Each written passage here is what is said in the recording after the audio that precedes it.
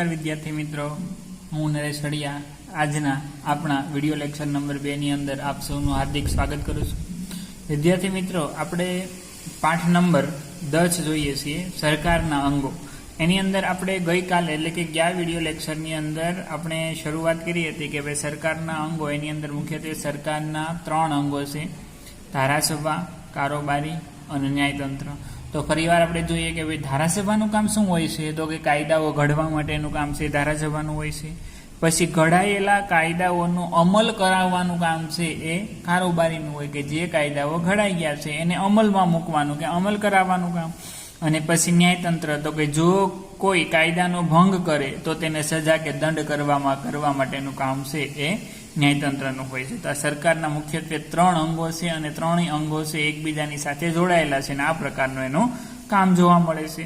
એ પછી વિદ્યાર્થી મિત્રો આગળ આપણે જોયું હતું કે ભાઈ કેન્દ્ર કક્ષાએ ધારાસભા અને રાજ્ય કક્ષાએ, તો કેન્દ્ર કક્ષાએ ધારાસભા એની અંદર એના 2 ગૃહો હોય છે, ઉપલું ગૃહ છે એ રાજ્યસભા અને નીચલું ગૃહ છે એ લોકસભા હોય છે। તો એવી જ રીતે રાજ્ય કક્ષાએ પણ ધારાસભા હોય છે, એમાં પણ 2 ગૃહ હોય છે, વિધાન પરિષદ અને વિધાનસભા।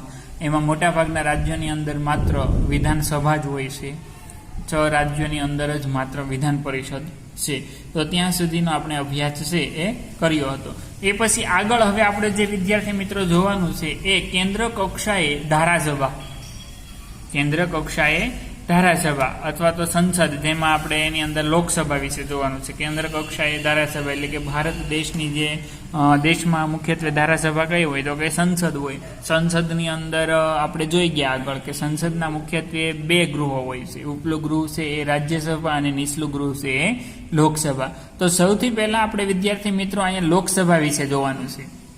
જે કેન્દ્ર કક્ષાએ ધારાસભા, એ ધારાસભા અને એની અંદર આપણે જોવાનું છે એ લોકસભા વિશે। તો લોકસભા એ સંસદનું નીચલું ગૃહ છે, કે ભાઈ સંસદના મુખ્યત્વે 2 ગૃહો છે, એની અંદર લોકસભા છે એ જોઈએ તો સંસદનું એ નીચલું ગૃહ છે। લોકસભામાં સભ્યો પ્રત્યક્ષ મતદાનથી ચૂંટાયેલા લોકોના પ્રતિનિધિઓ હોય છે, કે ભાઈ લોકસભાની અંદર જોઈએ તો એ સભ્યો કઈ રીતે ચૂંટાઈ આવે છે, તો કે સભ્યો એ પ્રત્યક્ષ મતદાનથી, સીધી રીતે ડાયરેક્ટ મતદાનથી ચૂંટાયેલા લોકોના પ્રતિનિધિઓ છે। દાખલા તરીકે આપણે પણ અહીંયા જોઈએ તો લોકસભાની ચૂંટણીઓ થતી હોય છે, એમાં જે 18 વર્ષ કે તેથી વધારે ઉંમરના લોકો છે પોતાનો મત આપી અને પોતાના પસંદગીના નેતાને, પ્રતિનિધિને પસંદ કરે છે અને લોકસભામાં એક પ્રતિનિધિ તરીકે મોકલે છે। લોકસભામાં સભ્યોની સંખ્યા 545 હોય છે। ખાસ યાદ રાખવાનું છે દરેક વિદ્યાર્થીએ કે ભાઈ લોકસભાની સભ્ય સંખ્યા કેટલી હોય છે, તો કે 545 હોય છે। અને એમાં 2 સભ્યો છે એ એંગ્લો ઇન્ડિયન સમુદાયના પ્રતિનિધિઓ હોય છે અને એમની પસંદગી છે ડાયરેક્ટ રાષ્ટ્રપતિ દ્વારા કરવામાં આવે છે। તો અહીંયા કીધું કે ભાઈ 545 લોકસભાની કુલ સભ્ય સંખ્યા થઈ, એમાં બધા રાજ્યોમાંથી થઈને આવે। દાખલા તરીકે આપણું ગુજરાત રાજ્ય છે, તો ગુજરાત રાજ્યમાં લોકસભાના સભ્યો જોઈએ તો 26 બેઠકો છે। આ 545 છે ને એમાં 26 ગુજરાતના હોય, 26 સભ્યો છે, 26 બેઠકો છે એ ગુજરાતની છે। અને 2 સભ્યો છે એ એમાં એંગ્લો ઇન્ડિયન સમુદાયના પ્રતિનિધિ હોય છે। એંગ્લો ઇન્ડિયન એટલે કોઈ એક વ્યક્તિ, દાખલા તરીકે સ્ત્રી અને પુરુષ 2 વ્યક્તિ, 2 પતિ પત્ની છે, તો કોઈ એક વ્યક્તિ છે એ વિદેશી છે અને બીજો છે એ ભારતીય છે, અથવા એક વ્યક્તિ કોઈ ભારતીય હોય અને બીજી વ્યક્તિ છે એ વિદેશી હોય, એ પ્રકારના 2 વ્યક્તિઓ એટલે તેને એંગ્લો ઇન્ડિયન કહે છે, એંગ્લો ઇન્ડિયન સમુદાયના પ્રતિનિધિ કહેવાય છે। અને આ એંગ્લો ઇન્ડિયન સમુદાયના પ્રતિનિધિની પસંદગી છે એ ડાયરેક્ટ રાષ્ટ્રપતિ દ્વારા કરવામાં આવે છે। રાષ્ટ્રપતિ એ સંસદનો, એટલે કે સંસદની અંદર 2 ગૃહો હોય છે, લોકસભા અને રાજ્યસભા। તો રાષ્ટ્રપતિ એ સંસદનો ભાગ છે, લોકસભા અને રાજ્યસભાનો એક ભાગ ગણવામાં આવે છે, કે ભાઈ રાષ્ટ્રપતિ છે એ પણ આ બંને સંસદની અંદર મહત્વની ભૂમિકા, પોતાનો મહત્વનો ભાગ ભજવે છે। જો કે રાષ્ટ્રપતિ સંસદમાં સંસદની પ્રથમ બેઠકનું ઉદ્ઘાટન, પ્રવચન અને સંસદની સંયુક્ત બેઠકને સંબોધન કરે તે સિવાય ક્યારેય હાજરી આપતા નથી। જો કે રાષ્ટ્રપતિનું એવું હોય છે કે રાષ્ટ્રપતિ સંસદમાં સંસદની પ્રથમ બેઠકનું સંસદ દાખલા તરીકે ચૂંટણી થઈ, જેની પણ સરકારની રચના થઈ હોય છે, તો એની બેઠકનું જ્યારે ઉદ્ઘાટન એટલે કે સૌ પ્રથમ બેઠક હોય છે, ઉદ્ઘાટન, પ્રવચન અને સંસદની જ્યારે સંયુક્ત બેઠક બોલાવવામાં આવે છે ત્યારે માત્ર સંબોધન કરે છે, એ સિવાય ક્યારેય તે હાજરી આપતા નથી. એ પછી જોઈએ તો રાષ્ટ્રપતિની હાજરી હોતી નથી. રાષ્ટ્રપતિ સંસદના બંને ગૃહોનું સત્ર બોલાવે છે અને ગૃહોને મોકૂફ પણ રાખે છે. રાષ્ટ્રપતિની પાસે એ સત્તા પણ છે કે બંને ગૃહોનું સત્ર બોલાવે છે, બંને ગૃહોનું સત્ર બોલાવે છે અને ગૃહોને મોકૂફ એટલે કે સત્ર એટલે એની બેઠક બોલાવે પણ છે, અને જો બેઠક બંધ પણ એ રાષ્ટ્રપતિ રાખી શકે. રાષ્ટ્રપતિની પાસે સત્તા છે કે એ બેઠક બોલાવવાનું બંધ પણ એટલે કે મોકૂફ પણ રાખે છે. તેમજ લોકસભાનું વિસર્જન કરવાની સત્તા પણ તે ધરાવે છે. એ લોકસભાનું વિસર્જન દાખલા તરીકે એને એમ લાગ્યું હોય કે લોકસભાના સભ્યો છે એ યોગ્ય રીતે કામગીરી કરતા નથી અથવા તો ભ્રષ્ટાચાર થઈ રહ્યું છે, તો એ અધવચ્ચેથી લોકસભાની જોઈએ ને તો મુદત 5 વર્ષની હોય, પરંતુ યોગ્ય અવિશ્વસનીય જે એવું કંઈ દાખલ થયું હોય કે ભાઈ વિશ્વાસ ન હોય એકબીજા લોકો પ્રત્યે, તો એ ક્યારેક એનું વિસર્જન પણ કરી શકે, અને એ વિસર્જન કરવાની સત્તા છે એ પણ રાષ્ટ્રપતિ ધરાવે છે. સંસદના બંને ગૃહોમાં ત્રણેય વાંચનમાંથી પસાર થયેલા ખરડા ઉપર રાષ્ટ્રપતિની સહી થાય ત્યાર પછી જ ખરડો કાયદો બને છે.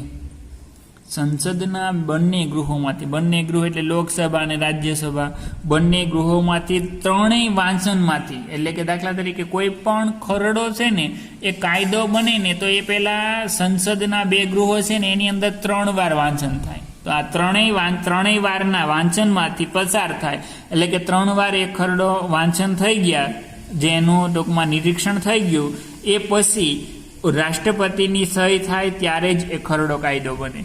જો રાષ્ટ્રપતિ સહી એના પર ન કરે અથવા તો ફરીવાર વિચારણામાં મોકલે તો એ ખરડો છે એ કાયદો બની શકતો નથી. તો ત્યારે જ એ ખરડો કાયદો બને.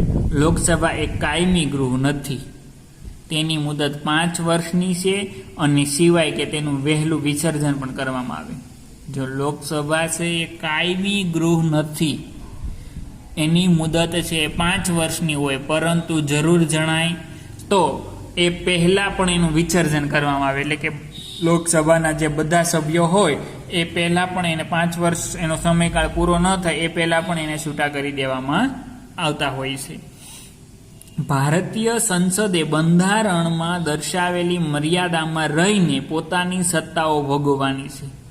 ભારતીય સંસદે, ભારત દેશના સંસદે બંધારણમાં રહીને, આપણો ભારત દેશનો સંસદ એટલે કે એની અંદર લોકસભા અને રાજ્યસભાનો સમાવેશ થાય છે, તો એને પણ જોઈએ તો બંધારણની અંદર જે મર્યાદા દર્શાવી છે, બંધારણની અંદર જે કાયદાઓ દર્શાવેલા છે, તો એની મર્યાદામાં રહી અને પોતાની સત્તાઓ ભોગવવાની છે. દાખલા તરીકે હાલો સંસદ સભ્ય કોઈ વ્યક્તિ બની ગયા તો એના માટેની પણ એની મર્યાદા છે, એ મર્યાદામાં રહી અને એની પોતાની સત્તા ભોગવવાની છે. તેથી બંધારણ સર્વોપરી છે, સંસદ નથી. જો એટલા માટે કીધું કે ભાઈ એમાં મુખ્ય કોણ છે તો કે બંધારણ છે, કારણ કે બંધારણમાં જે મર્યાદાઓ છે, કાયદાઓ છે, એનું પાલન બધાએ કરવાનું છે. એમાં એની મર્યાદામાં રહી અને એની સત્તાનો ઉપયોગ કરવાનું કીધું છે. એટલા માટે કીધું કે ભાઈ સંસદ છે એ મુખ્ય નથી, પરંતુ બંધારણ છે એ મુખ્ય છે, સર્વોપરી બંધારણ છે. સંસદે ઘડેલ કાયદામાં બંધારણીય જોગવાઈનો ભંગ થતો હોય, વિસંગત હોય તો તેને અદાલતમાં પડકારી શકાય છે.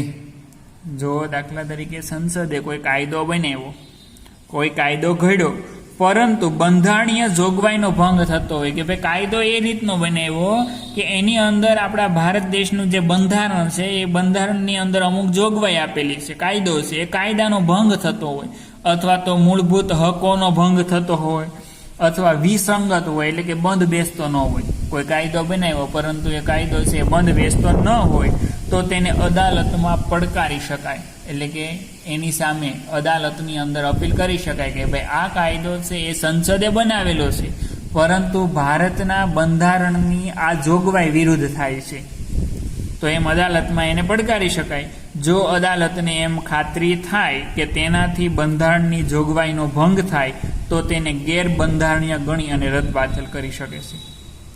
કે જો અદાલતમાં દાખલા તરીકે આપણે અપીલ કરવાની અથવા તો અદાલતની અંદર ઠરાવ કરવાનો છે, પરંતુ જો અદાલતને ખાતરી થાય કે તેનાથી બંધારણની જોગવાઈનો ભંગ થાય છે, કે ભાઈ બંધારણમાં આપણા જે કાયદાઓ આપેલા છે એની જે જોગવાઈ છે અથવા તો કાયદો છે એનો ભંગ થાય છે, તો તેને અદાલત છે ગેરબંધારણીય એટલે કે બંધારણને યોગ્ય નથી એ ગેરબંધારણીય ગણી અને રદ બાતલ ઠેરવી શકે છે, એટલે કે કેન્સલ રદ કરાવી શકે છે.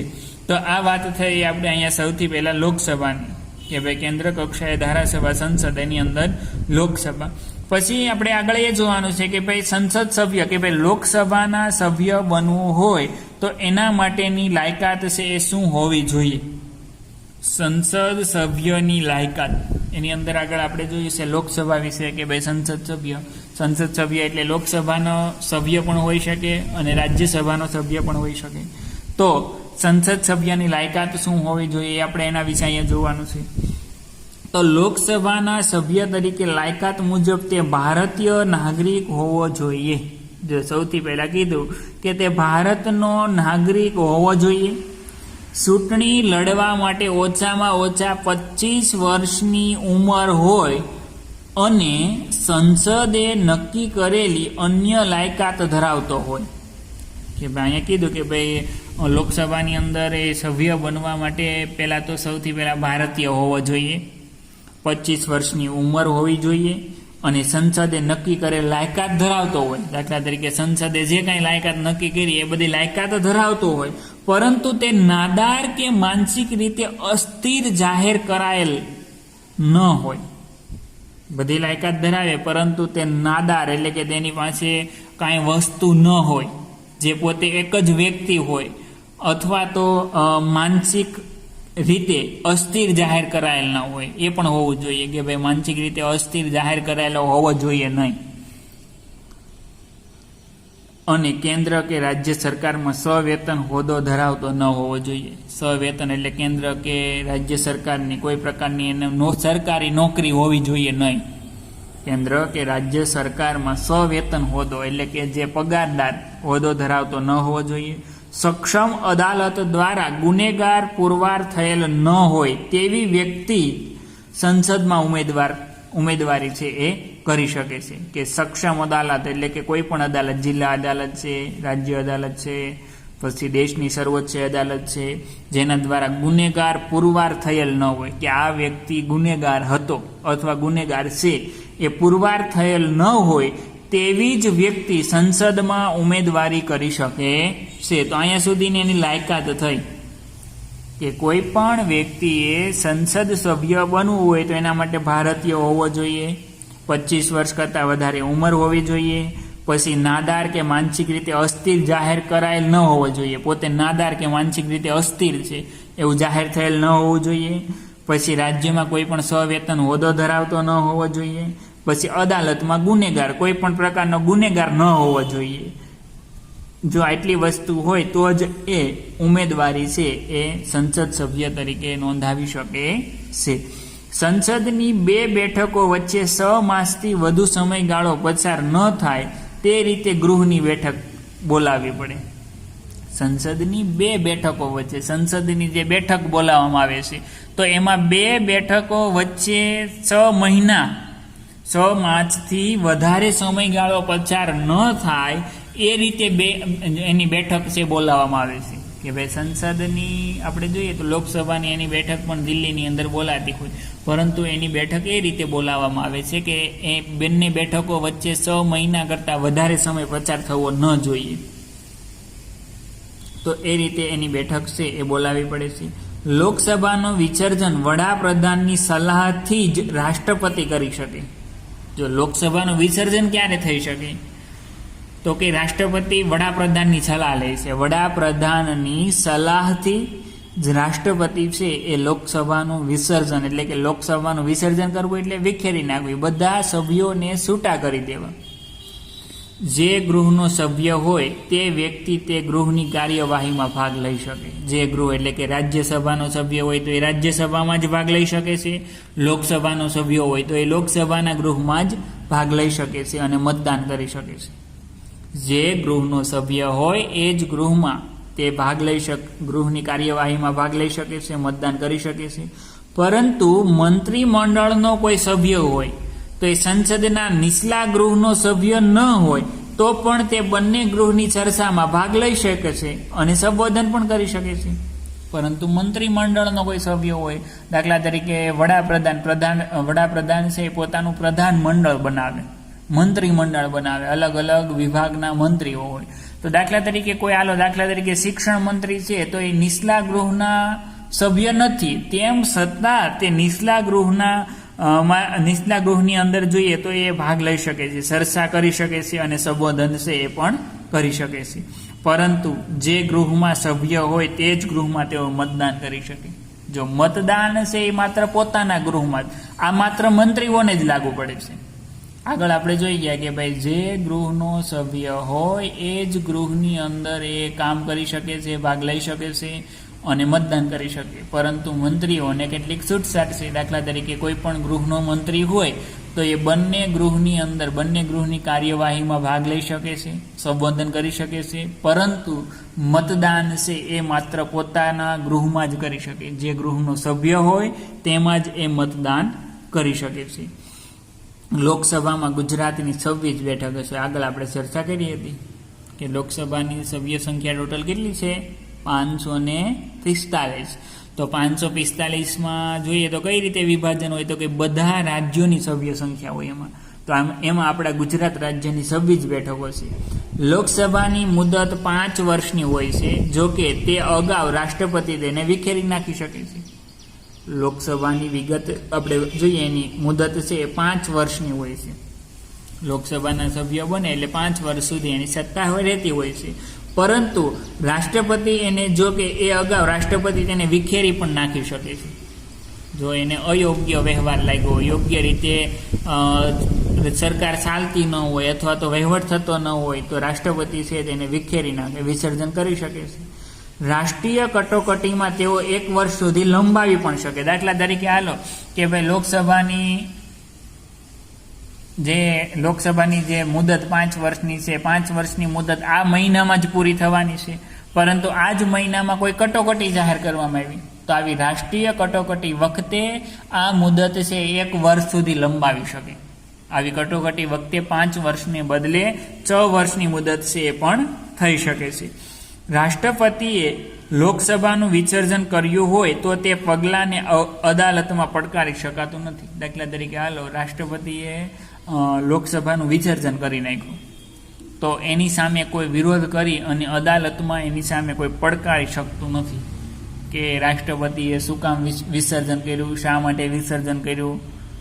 તો એની સામે રાષ્ટ્રપતિ જે વિસર્જન કરે એની સામે કોઈ પણ વ્યક્તિ છે એ અદાલતમાં એની સામે પડકારી શકતું નથી. તો આ વાત આપણે અહીંયા જે કરી છે એ સંસદ સભ્યની લાયકાતની વાત કરી. સૌથી પહેલા આપણે સંસદ ધારાસભાની અંદર લોકસભા વિશે જોયું. પછી લોકસભાના સભ્ય બનવું હોય તો એના માટે કેવી લાયકાત હોવી જોઈએ એના વિશે જોયું.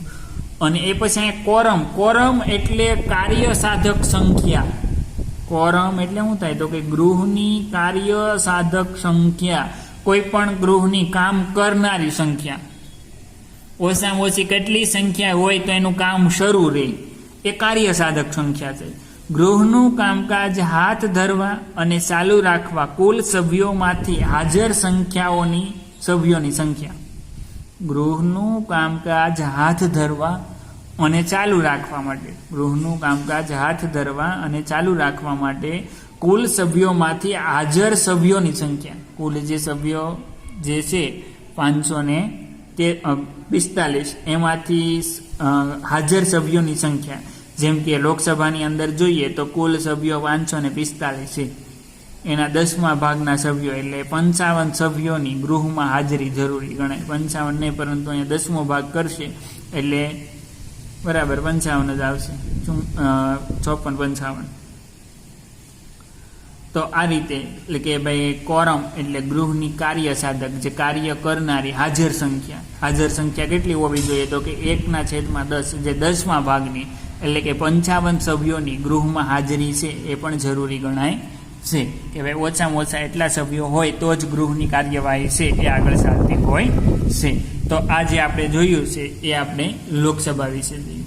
જ્યારે રાજ્યસભામાં પણ કાર્ય સાધક સંખ્યા, રાજ્યસભામાં કુલ સભ્યો 250 હોય, એમાંથી 10મા ભાગના એટલે કે 25 સભ્ય સંખ્યા ગણાય કાર્ય સાધક.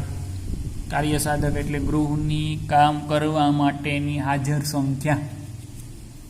તો લોકસભાની અંદર જોઈએ તો એની સભ્ય સંખ્યા 545 છે એટલે 55 થશે, અને રાજ્યસભાની અંદર તેની સભ્ય સંખ્યા 250 છે એટલા માટે 25 થશે. તો આ રીતે આપણે અહીંયા સંસદનું એક ગૃહ, જે નીચલું ગૃહ છે લોકસભા, એના વિશે અભ્યાસ કર્યો. એ પછી હવે જે આપણે આગળ અભ્યાસ કરવાનો છે એ રાજ્યસભા વિશે જોવાનું છે. એ પછીનો આપણે જે અહીંયા અભ્યાસ કરવાનો છે એ રાજ્યસભા વિશે જોવાનું છે. તો રાજ્યસભા એ સંસદનું ઉપલું ગૃહ છે. રાજ્યસભા છે એ સંસદનું ઉપલું ગૃહ છે.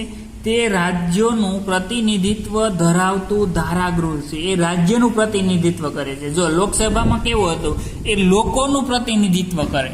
એમાં કઈ રીતે હતું કે લોકો સીધા ડાયરેક્ટ એને મત આપી અને પ્રતિનિધિત્વ કરવા માટે લોકસભા એટલે કે દિલ્હીમાં મોકલે છે.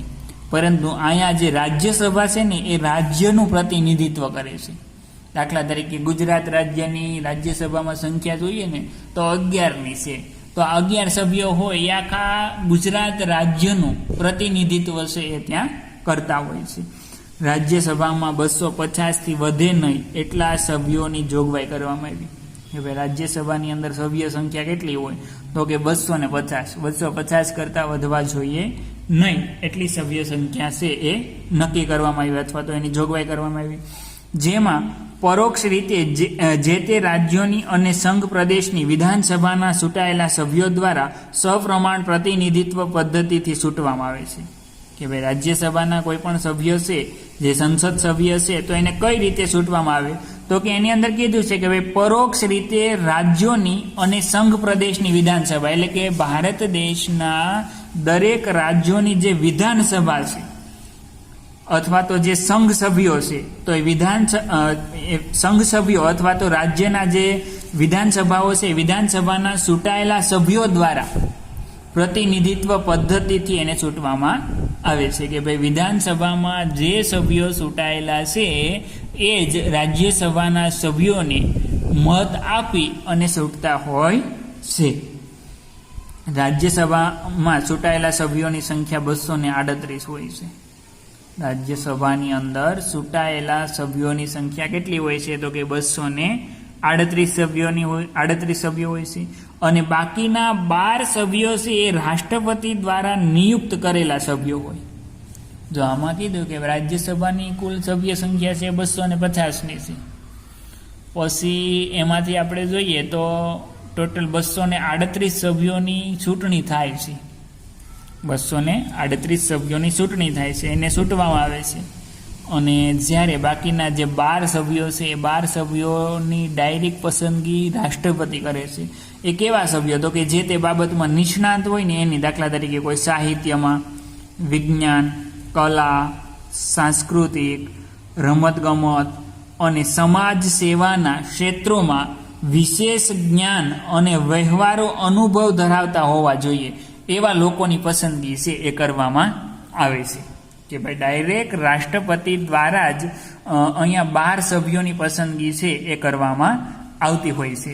જેની અંદર 12 સભ્યોમાં કેવા હોય તો કે કોઈ સાહિત્ય, વિજ્ઞાન, કોઈ કલા, સાંસ્કૃતિક ક્ષેત્રે, રમતગમત ક્ષેત્રે. દાખલા તરીકે આપણે જોઈએ તો આ રીતે રાષ્ટ્રપતિએ પસંદગી કરેલા હોય ને એમાં એક ક્રિકેટર છે જે સચિન તેંડુલકર, જે રમતગમત ક્ષેત્રમાં સારી આવડત, નિપુણતા ધરાવે છે અને સારો અનુભવ ધરાવે છે, તો એને આ સંસદ સભ્ય તરીકે એની પસંદગી કરવામાં આવી છે. પછી આપણે જોઈએ તો જે અભિનેત્રી સ્મૃતિ ઈરાની, એની પસંદગી છે એ પણ આ ક્ષેત્રમાં કરવામાં આવેલી છે કે જે રાજ્યસભાના સભ્ય તરીકે રાષ્ટ્રપતિ દ્વારા ડાયરેક્ટ પસંદગી થતી હોય છે. કોઈ એક વ્યક્તિ એક સાથે 2 ગૃહની સભ્ય રહી શકતી નથી. એ સ્વાભાવિક છે. કોઈ પણ એક વ્યક્તિ હોય તો એ લોકસભા અને રાજ્યસભા બંનેની અંદર એ સભ્ય તરીકે રહી શકે નહીં. કોઈ પણ એકની અંદર જ એ સભ્ય તરીકે રહી શકે, બંનેમાં સભ્ય તરીકે પોતે રહી શકતા નથી. પછી આપણે આગળ જોવાની છે એના લાયકાત વિશે કે ભાઈ રાજ્યસભાના સભ્ય બનવું હોય તો એના માટે જોઈએ તો કેટલી લાયકાત શું હોવી જોઈએ. તો રાજ્યસભાના સભ્ય થવા માટે તે વ્યક્તિ ભારતીય નાગરિક હોવો જોઈએ. સૌથી પહેલા જ કીધું કે ભાઈ તે વ્યક્તિ ભારતનો નાગરિક હોવો જોઈએ. પછી 30 વર્ષ કે તેથી વધારે ઉંમર ધરાવતી હોવી જોઈએ. જો આગળ આપણે લોકસભામાં જોઈએ તો તેમાં 25 વર્ષ હતું, જ્યારે રાજ્યસભાની અંદર જોઈએ તો 30 વર્ષ છે કે ભાઈ 30 વર્ષ કે તેના કરતાં વધારે ઉંમર ન હોવો જોઈએ. તે નાદાર કે માનસિક રીતે અસ્થિર મગજની કે સજા પામેલ ગુનેગાર હોવો જોઈએ નહીં. કોઈ પણ વ્યક્તિ જે રાજ્યસભામાં સંસદ સભ્ય બનવા માંગે છે, ઉમેદવારી નોંધાવી છે, તો એ નાદાર ન હોવો જોઈએ, માનસિક રીતે અસ્થિર ન હોવો જોઈએ, અથવા તો એને કોઈ સજા પામેલ ગુનેગાર ન હોવો જોઈએ, અને સરકારી સંસ્થામાં સવેતન કે નફાકારક કોઈ હોદ્દો ધરાવતો ન હોવો જોઈએ. સરકારી સંસ્થાઓ એટલે કોઈ પણ જે ભારત સરકારની કોઈ પણ પ્રકારની નોકરી કરતો ન હોવો જોઈએ. સવેતન એટલે કે જે પગારદાર કે નફાકારક કોઈ હોદ્દો છે એ પણ ધરાવતો હોવો જોઈએ નહીં. અને રાજ્યસભામાં ગુજરાતને 11 બેઠકો ફાળવવામાં આવી છે. આ સૌથી પહેલાં અહીંયા આપણે જોઈએ તો એટલી એની લાયકાત થઈ કે ભાઈ રાજ્યસભાનો સભ્ય બનવું હોય તો એના માટે સામાન્ય લાયકાત હોવી જરૂરી છે. એ પછી જોઈએ તો રાજ્યસભામાં ગુજરાતને કેટલી બેઠકો તો કે 11. લોકસભાની અંદર કેટલી હતી તો કે લોકસભાની અંદર આપણે જોયું આગળ 26 બેઠકો હતી, જ્યારે રાજ્યસભાની અંદર તો કે રાજ્યસભાની અંદર 11 બેઠકો. આ બંને યાદ રાખવાનું છે કે લોકસભાની અંદર 26 બેઠક અને રાજ્યસભાની અંદર 11 બેઠકો ફાળવવામાં આવી છે. રાજ્યસભા એક કાયમી ગૃહ છે. જો લોકસભાની જેમ લોકસભા એ કાયમી ગૃહ નથી, આ કાયમી ગૃહ છે. એ ક્યારેય સંપૂર્ણ એનું વિસર્જન થતું નથી કે તેને કોઈ વિખેરી શકતું નથી. જો ખાસ યાદ રાખવાનું કે ભાઈ રાજ્યસભા છે એ કાયમી ગૃહ છે, એને ક્યારેય કોઈ વિખેરી શકતું નથી, અથવા તો એનું ક્યારેય વિસર્જન છે એ પણ થતું નથી. રાજ્યસભાના 1/3 સભ્યો દર બીજા વર્ષે નિવૃત્ત થાય છે. રાજ્યસભાના 1/3 એટલે ત્રીજા ભાગના સભ્યો છે એ દર બીજા વર્ષે નિવૃત્ત થાય છે. એટલે કે એની જોઈએ ને આપણે તો જેટલા સભ્યો નીકળે એટલાની ચૂંટણી કરવામાં આવે. એમાં જો આપેલું છે એટલી સંખ્યાના સભ્યોની જ ચૂંટણી કરવામાં આવે છે. દાખલા તરીકે હાલો 100 સભ્યો છે ટોટલ, ધારી લો કે ભાઈ રાજ્યસભાની અંદર 100 સભ્યો છે, તો એમાં ત્રીજા ભાગના એટલે 33 સભ્યો છે ને એ 2 વર્ષે નીકળી જાય. પછીના બીજા 2 વર્ષ જાય એટલે બીજા 33 નીકળે, પછીના 2 વર્ષ જાય એટલે ત્રીજા 33 નીકળે. એટલે કોઈ પણ એક વ્યક્તિ હોય ને એને કેટલા વર્ષની મુદત મળે તો કે 6 વર્ષની મુદત મળે. દાખલા તરીકે કોઈ વ્યક્તિ અગાઉ જોડાયેલો છે તો એ 2 વર્ષમાં એના 6 વર્ષ પૂરા થાય એટલે એ નીકળી જાય. એની પાછળ જોડાયેલા હોય એના 6 વર્ષ પૂરા થાય છે એ નીકળી જશે. આ રીતે દર 2 વર્ષે ત્રીજા ભાગના સભ્યો છે એ નિવૃત્ત થાય છે અને એટલા નવા સભ્યોની ચૂંટણી કરવામાં આવે. આમ રાજ્યસભાના સભ્ય વધુમાં વધુ 6 વર્ષ માટે સભ્ય રહી શકે છે. રાજ્યસભાના સભ્ય છે એ વધુમાં વધુ 6 વર્ષ માટે સભ્ય તરીકે રહી શકે છે, કે પોતાનું રાજ્યસભાની અંદર સભ્યપદ 6 વર્ષ માટેનું હોય છે. જો કે તેઓ ફરીથી ચૂંટવાને કે પસંદગીને પાત્ર છે. દાખલા તરીકે કોઈ એક વ્યક્તિ છે સંસદ સભ્યના 6 વર્ષ પૂરા થઈ ગયા અને જો એ ફરીવાર રહેવા માંગતા હોય તો ફરીવાર એને ચૂંટણી લડવાની હોય છે. ફરીવાર જે ટૂંકમાં ચૂંટણીમાં એને જીત થાય તો એ ફરીવાર પણ સંસદ સભ્ય તરીકે રહી શકે છે. તો આ એની સામાન્ય લાયકાત અને એની રાજ્યસભા વિશેની માહિતી થઈ. એ પછી આગળ પણ જોઈએ, હજી રાજ્યસભા વિશે જ આપેલું છે. સંસદ બંને ગૃહોના સામાન્ય રીતે વર્ષમાં 3 સત્રો મળે છે. સંસદની અંદર જોઈએ તો બંને ગૃહો એટલે કે લોકસભા અને રાજ્યસભા, બંને ગૃહોના સામાન્ય રીતે વર્ષમાં 3 સત્રો મળે. એક વર્ષની અંદર 3 સત્રો જે મળતા હોય છે, જેમ કે અંદાજપત્ર સત્ર. અંદાજપત્ર સત્ર એટલે કે આવનારા સમયમાં કેટલી આવક અને જાવક એ અંગેનું સત્ર. ચોમાસું સત્ર કે ભાઈ ચોમાસાનો પાક છે એ કેટલો ખેડૂતો માટે ફાયદાકારક છે અથવા નિષ્ફળ ગયો છે, અથવા તો કોને કેટલો વીમો આપવાનો છે. અને છેલ્લે શિયાળુ સત્ર વર્ષમાં 3 વખત અંદાજપત્ર સત્ર, ચોમાસુ સત્ર અને શિયાળુ સત્ર એ છે 3 વખત એની બેઠકો છે એ બોલાવવામાં આવતી હોય છે. ભારતના ઉપરાષ્ટ્રપતિ હોદ્દાની રૂએ રાજ્યસભાના ચેરમેન છે. ભારતના ઉપરાષ્ટ્રપતિ, હાલમાં ઉપરાષ્ટ્રપતિ કોણ છે? તો કે ઉપરાષ્ટ્રપતિ જે વ્યક્તિ હોય ને એ જ વ્યક્તિ રાજ્યસભાના અધ્યક્ષ હોય, અથવા તો રાજ્યસભાના જેને ચેરમેન કહે, સભાપતિ કહે, તો એ હાલમાં છે વેંકૈયા નાયડુ. વેંકૈયા નાયડુ જે આપણા ભારત દેશના ઉપરાષ્ટ્રપતિ છે અને રાજ્યસભાના સભાપતિ અથવા તો રાજ્યસભાના અધ્યક્ષ પણ છે. જ્યારે ડેપ્યુટી ચેરમેન એટલે કે ઉપસભાપતિની ચૂંટણી રાજ્યસભાના સભ્યો પોતાનામાંથી જ કરે છે. જ્યારે ડેપ્યુટી એટલે કે વાઇસ, આપણે કેમ દાખલા તરીકે પ્રિન્સિપલ અને વાઇસ પ્રિન્સિપલ, એની જેમ ડેપ્યુટી ચેરમેન એટલે કે ઉપાધ્યક્ષ, ઉપસભાપતિ એ પણ એના પોતાના રાજ્યસભામાંથી જ હોય છે. એની ચૂંટણી છે એ રાજ્યસભાના સભ્યો એ પોતાનામાંથી જ એની ચૂંટણી પણ કરે છે. રાજ્યસભાના પ્રથમ ચેરમેન છે એ ડોક્ટર સર્વપલ્લી રાધાકૃષ્ણન હતા, જેની યાદમાં 5 સપ્ટેમ્બર જે આપણે શિક્ષક દિન તરીકે ઉજવણી કરીએ છીએ. ડોક્ટર સર્વપલ્લી રાધાકૃષ્ણન પોતે એક શિક્ષક હતા, ડોક્ટર સર્વપલ્લી રાધાકૃષ્ણન, અને એ રાજ્યસભાના પ્રથમ અધ્યક્ષ હતા. અને જ્યારે હાલમાં રાજ્યસભાના અધ્યક્ષ આપણે જોઈએ તો વેંકૈયા નાયડુ છે. તો વિદ્યાર્થી મિત્રો, આજના લેક્ચરની અંદર આપણે અહીંયા સુધી રાખીશું કે ભાઈ કેન્દ્ર કક્ષાએ ધારાસભા, એમાં લોકસભા અને રાજ્યસભા આ બંને ગૃહો વિશે આપણે અભ્યાસ કર્યો આજે, કે બંને ગૃહોમાં કઈ રીતનું હોય છે, એની સભ્ય બનવું હોય તો એના માટે કઈ એવી લાયકાત હોય છે, એ બધું તમે સમજાશો. અને તેમ છતાં પણ હજી ખ્યાલ ન આવ્યો હોય તો દરેક વિદ્યાર્થી વિડીયો લેક્ચર જોઈ અને પછી મારો કોન્ટેક્ટ કરી અને સમજે. બરાબર? થેન્ક યુ વિદ્યાર્થી મિત્રો.